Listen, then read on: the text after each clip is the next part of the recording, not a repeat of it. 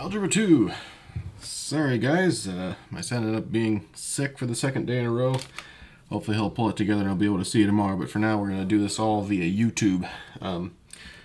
First of all, I saw on the internet that, I mean it's on the internet, so it must be true that the way gorillas peel a banana, they don't use the tab up here like we do, but they actually pinch the bottom here. So I wanted to kind of put that to the test.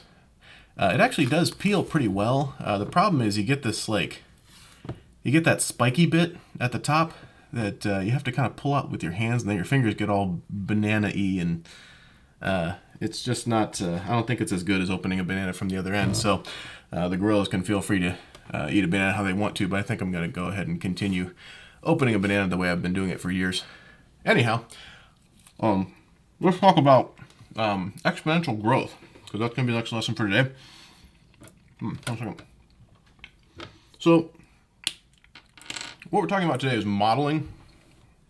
We pretty much beat the dead horse of polynomial modeling with systems of equations, etc. And we use technology for that. And we're going to use a little bit of technology for this, but not so much as we did with polynomials. I remind you that tasty banana. Let me remind you that the situation where you have exponential growth and decay is a situation where the change of the function depends not on x, well it could depend on x, but the change of the function depends on y as well. So in a polynomial, your dy dx was something related to x. It'd be some constant times x or x squared or something like that. Something depending on x, not y though.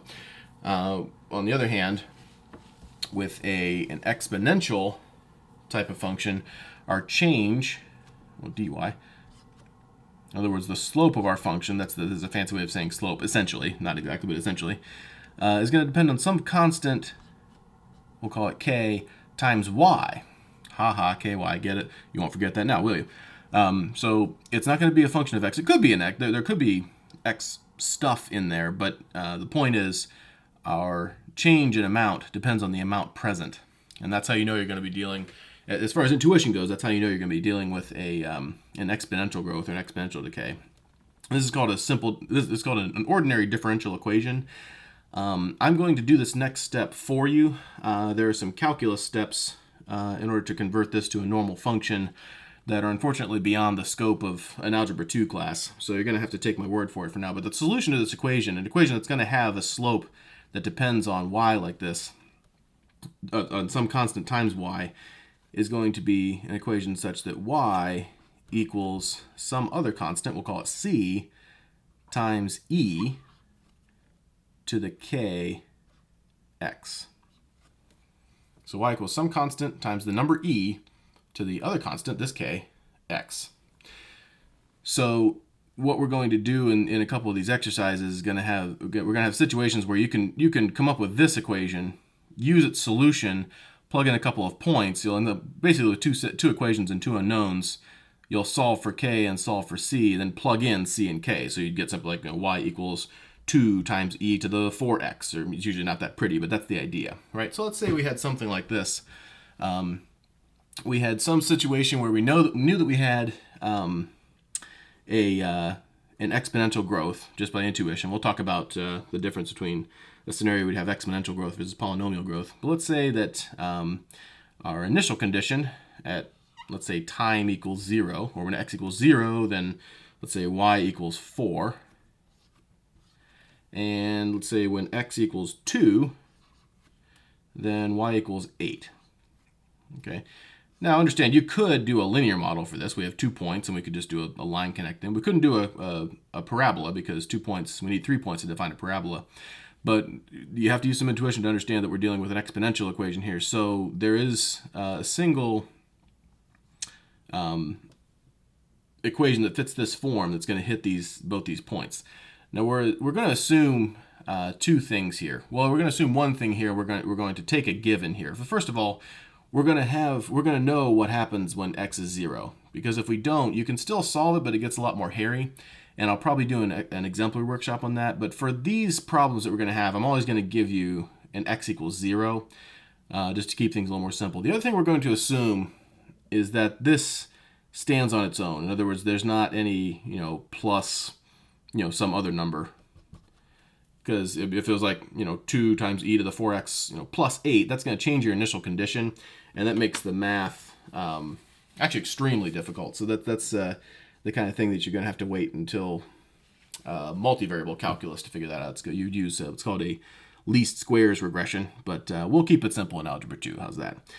Okay, so we have a scenario where at time equals 0, our y value, or when x equals 0, our y value equals 4. And when x equals 2, our y value is 8. Okay, so let's plug in these numbers first to this equation here. So we get y would be 4. So 4 equals c times e to the k times 0. And look what happens here. This 0 is very convenient because, okay, k times 0, whatever k is, this is all just going to get wiped out to 0. E to the 0 power, well, anything to the 0 power is just 1. So this whole thing just gets wiped out to 1. So it's 4 equals c times 1, or c equals 4. So we just solved for c. And notice that this happens to end up as our initial condition. That's why it's convenient if we have a 0 value, a 0 x value to start, because this does end up being the c value in every case, because this always ends up getting wiped out to 1. Y ends up equaling this c value. So that's a pretty easy thing to figure out at first. You don't even have to do this step. At x equals 0, assuming there's no constant that we're adding, at x equals 0, whatever our y value is, that's going to be the c value. Okay. Now, to find the k value, it gets a little bit more interesting. Let's plug in 4 back for this y value, and then let's use this second data point. Okay, so what y equals 8. Okay, so we have 8 equals c, which is 4, times e to the k times 2, or 2k. Right? So we have 8 equals 4 times e to the k times 2. And we have a variable that's hiding in our exponent there, so we know we're going to end up using a log at some point. First of all, let's get these numbers together to simplify things. Let's divide both sides by 4. So that's going to cancel on this side. We're going to get 8 divided by 4 is 2. So we get 2 equals e. I'll just call this 2k, k times 2, e to the 2k. Okay, now, this is where we're going to be able to get this exponent out of our get this variable out of our exponent. We can take a natural log of both sides. Remember, natural log is just log base e. So take the log base e of both sides, which is just written like this, ln 2. Natural log of 2 equals the natural log. In fact, let me write this explicitly so it's a little more obvious. Natural log is just log base e, and then of e to the 2k. And remember our log rules. If we have the natural log of some base, and these bases match, then these end up canceling each other. E to the what power equals e to the 2k? Well, e to the 2k equals e to the 2k. So this whole thing can be just replaced by 2k. So we get the natural log of 2 equals 2k. So k, if we divide both sides by 2, would equal the natural log of 2 divided by 2. And you can leave it like this, or you can just punch it into a calculator. Let's see, it happens to end up being roughly, 0.346573. So let's call it 0.347. So k equals 0.347. In calculus, a lot of times they'll want you to leave the answer like this as an exact answer. Because a lot of times you need a lot of decimals in order to make this work. If you have tiny changes in an exponent, it can make a big difference. So they'll either want 5, 6, 7 digits of this value here, or they'll want you to just leave it as an exact number. But let's go back to the top. Now that we've solved for c and we've solved for k, let's plug that back into our original equation and see what we get. So we get y equals, okay, so c is 4, so y equals 4 times e to the kx. Well, k is now 0.347, so e to the 0.347x.